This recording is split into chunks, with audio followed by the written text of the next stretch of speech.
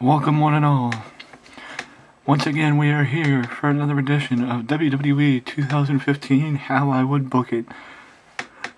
I just want to get this first out of the way before I get to the opening segment, which as you can see involves Seth Rollins and Ric Flair. I just want to get this out of the way saying that for the rest of the How I Would Book It, I am not going to say right now that I will just be doing two separate videos for Smackdown and Raw. I don't know what I'm going to be doing. I am still playing with ideas in my mind of what I could do, and once I figure it out, I'll let you guys know.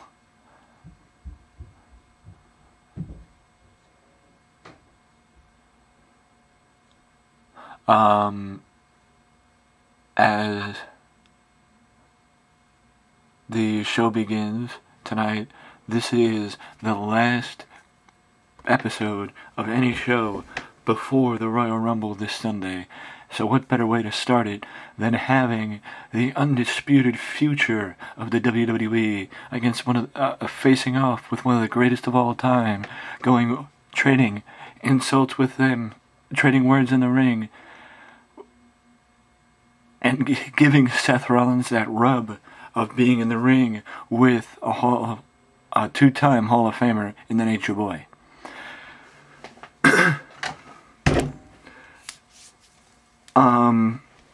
Because of the fact that I would give both Flair and Seth complete and total freedom, they could write out their own what they say, etc. This would just be me giving them direction, and I would have and they would talk about the Royal Rumble, obviously, and what the triple threat match means, but the way I would have it end, and the only thing I would have Flair say that I came up with was, when Rollins says to Flair that come this Sunday, he will be walking in Mr. Money in the Bank and the undisputed future of the WWE, but walking out, he will also be the WWE World Heavyweight Champion. And Flair will say, well, what if you lose? What if you lose on Sunday? Then Rollins will bring up the fact that he carries Money in the Bank. And Flair will say, a briefcase does not make you world champion. You have to have the heart and dedication and passion for this business to strive to be the best. And once you get that, once you know you have it, you will never lose it, and you will be world's champion for as long as you want,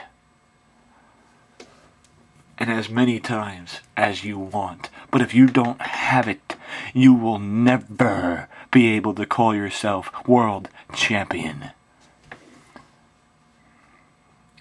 Now we move on.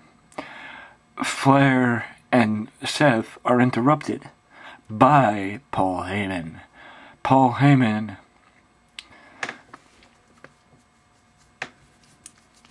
basically plays off what Flair said. He says, Seth, you will not be world champion. Holding a briefcase doesn't mean you're a world champion. It doesn't mean you'll be able to beat my client. What everybody doesn't understand is, come Sunday at the Royal Rumble, you won't be walking out with the world title. John Cena won't be walking out world champion. There will be one person walking out with a world title, and you will hear this announcement. And that announcement will be the winner and still reigning, defending, undisputed WWE World Heavyweight Champion, Brock Lesnar. Because the thing you don't understand, Seth, is that my client eats people like you for dinner. And the Royal Rumble will be no different. Or, something to that effect. We move into the next match. By the way, that segment with Flair, Seth, and Paul did really good, and I'm really excited. I'm really happy. you have Ambrose and versus Big E. If you did not see Raw, I had Bray Wyatt in a match against, I don't remember, but it was a match against somebody, and it's basically just a match to give him momentum going into the pay-per-view, because Bray will be versing Dean in an I Quit match at the Royal Rumble, and Dean also very rarely has competed this year, so putting him in 2 matches in 1 week isn't too far-fetched, giving him all the momentum possible. Following the match, Bray Wyatt tries to sneak attack Dean by running down the rampway, but Dean sees him coming and is ready for him, and we just have a heated confrontation where neither one of them budge as we go to a commercial break.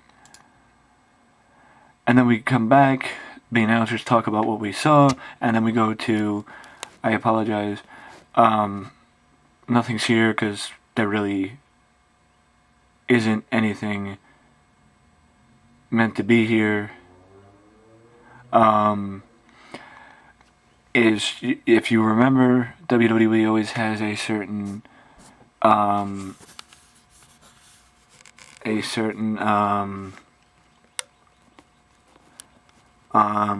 video during this time. I apologize, something's going on with my video camera and I'm just trying to figure it out. Give me 1 second as we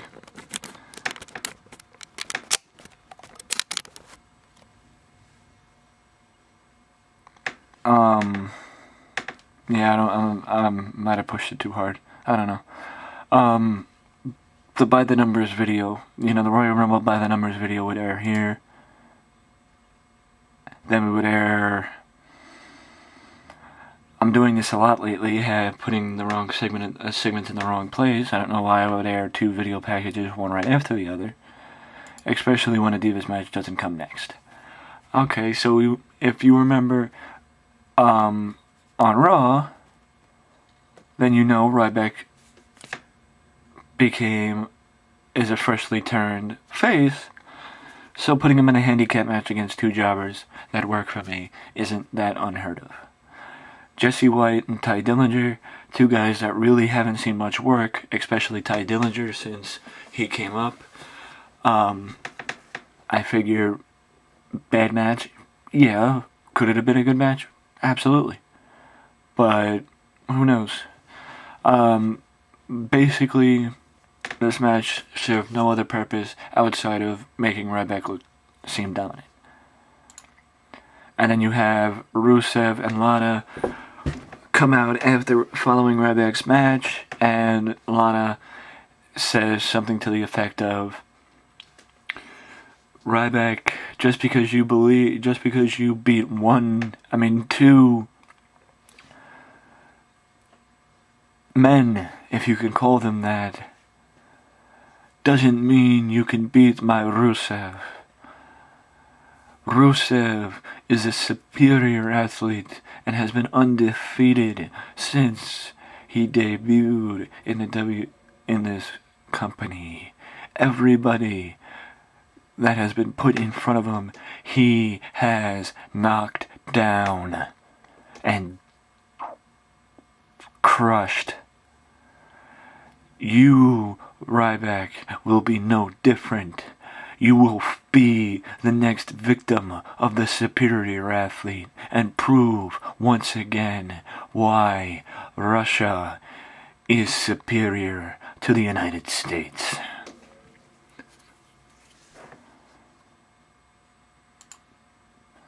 Now we move backstage as John Cena cuts a promo, is interviewed by the newly promoted interviewer Renee Young. Cena talks about the opening segment where Flair and Seth Rollins went back and forth, and then Paul Heyman joined the fray. And Cena says something to the effect of, or I mean, being honest, I would probably give Cena, Paul. I firmly believe that giving not creative freedom, promoting the guys to be able to come up with their own promos, not only limits the work that the writers have to do, so the writers can focus on the people who actually need them to write for them, and so that the writers don't have to focus on everybody, and they could focus on those who need it most. So that's why I keep saying I would give this guy freedom over their promos. I would give this guy freedom over their promos. I would give this guy freedom over their promos, because it gives me the opportunity. It would give me the opportunity to work with the people who actually need the help with their promos and need every word written out, and not spend my time on the people who are good enough at talking to go off the cuff or say it off the top of their head. I would give Cena the direction of talking about how Flair was right, that a briefcase doesn't make you world champion. You have to be able to defend. You have to be able to cash that title in successfully and win the title, and then keep defending the title to become a champion. And you have to have passion, pride, and another word, in what you do in your profession to be able to be world champion. And you have to believe that you can do it and hold that title and be the best that the company has to offer. And be considered one of the best in the world at this profession.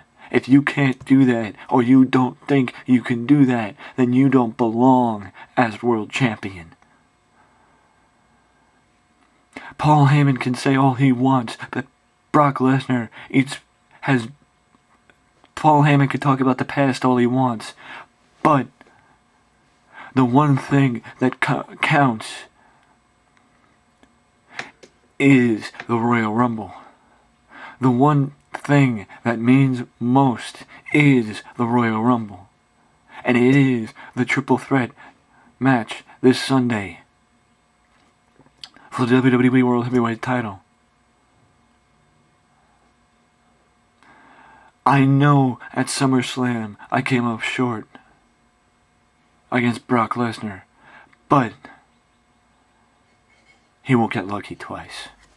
And I'm walking out the Royal Rumble world champion, and then this time next week you will hear me say the champ is here.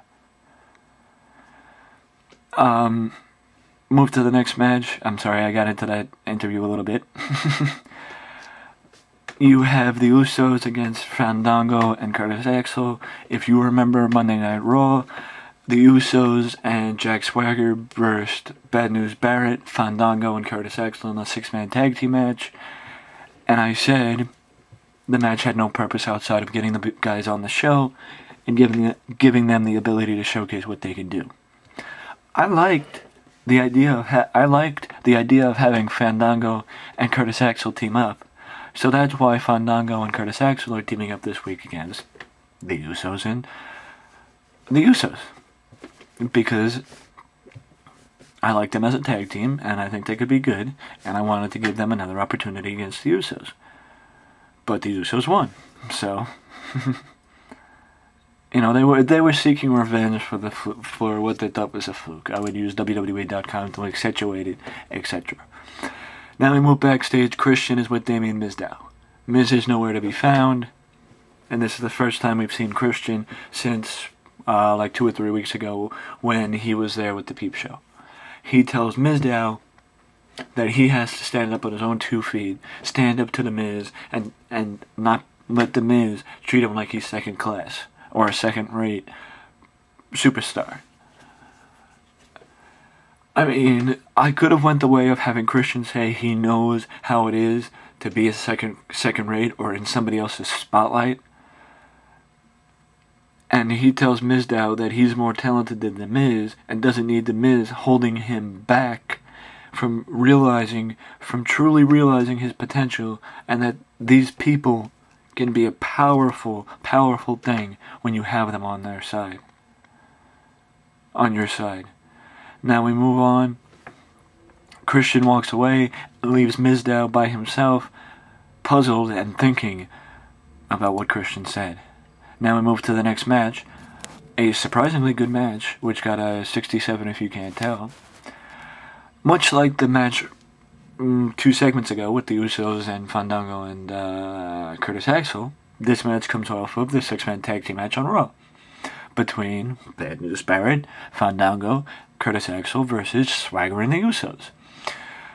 Bad News wanted some revenge, and he feels that he doesn't need to be in a tag team, so he challenged Swagger by himself, because Swagger and Bad News are in a tag team, aren't tag team wrestlers, have never really, well, Swagger has, but Bad News has never really been a tag team wrestler, so he wants to do where he's best fit, and as you can tell by the little words at the bottom over there, it says Bad News Barrett defeated Jack Swagger in 7 minutes and 30 seconds with the Wasteland.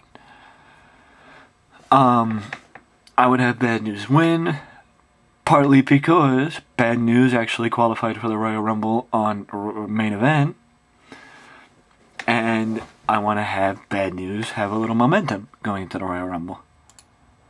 Now we move to the next match with Dean Ambrose and Renee Young. I mean, to be honest, I don't really know what else there is to be said about Bray Wyatt and Dean Ambrose's feud. So I would just give Dean Ambrose complete and total freedom. Tell him, talk about the match at the Royal Rumble. What's going to happen? What can the people look forward to? How much damage you're going to cause to Bray? Talk about that stuff, give him that direction, but tell him you have complete freedom to say whatever you want. No cursing, though, because we're still a PG show. I have no problem with keeping it PG. Now we move to the next one, Cesaro and Booker T. Here I would probably have Cesaro talk about how The Miz is just jealous of the popularity of Mizdow and is afraid to verse Cesaro one-on-one in the ring by himself. And he won't do it without having Mizdow by his side.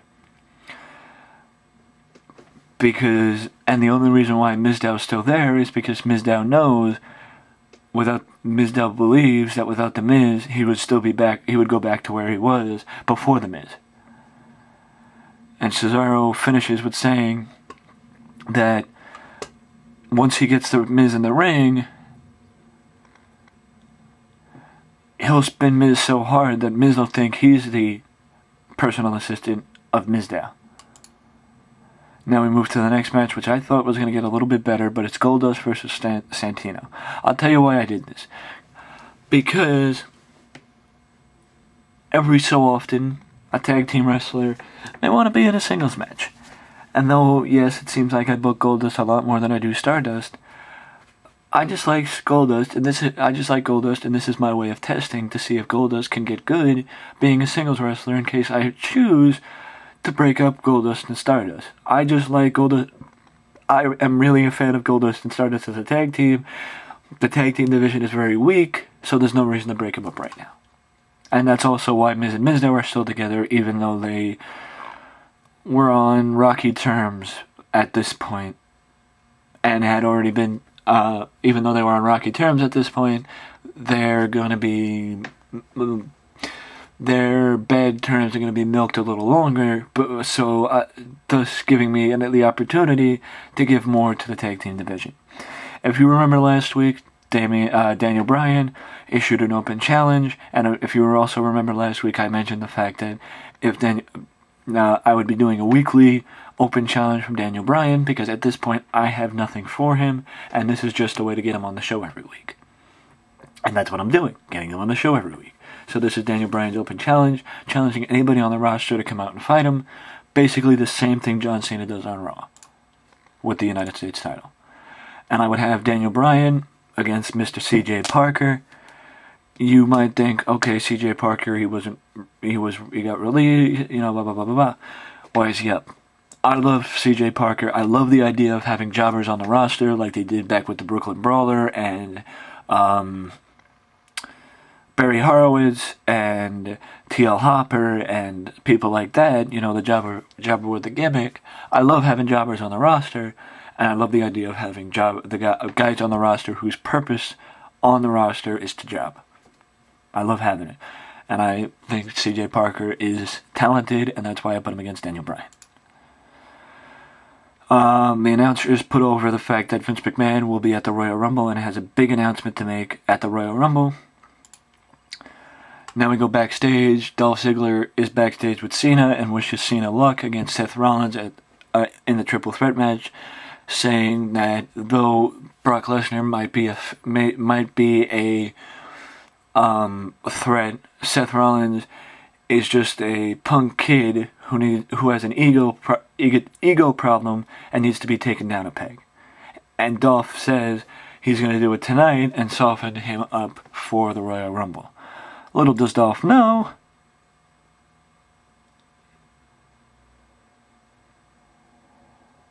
Seth Rollins won, surprising Dolph. I'm very disappointed with this match. You know, if you can't tell, it got a 65 rating. I'm very disappointed with this match because I thought it was going to get a lot better because of who was in it and the idea that Seth Rollins and Dolph Ziggler could have a really good match. And if given the time and the opportunity, they probably could in real life. But for some reason, this game doesn't agree with me. And much like Raw, Smackdown didn't do too good this week either. But like I said with Raw, I gained in 14 regions popularity and I lost in 16. The idea with that is this game actually keeps track of your popularity in certain regions, and depending on the show you do, you either gain popularity in those regions or you lose popularity in those regions. In this season, I've done a lot better at losing popularity, which isn't good, than gaining, but there are some Smackdowns, and only Smackdowns, that I've only gained popularity and not lost. The last thing I want to say, guys, is the next time you hear my voice, it will be for the Royal Rumble. So, without further ado, see you on Sunday. Thank you, and I hope you enjoyed.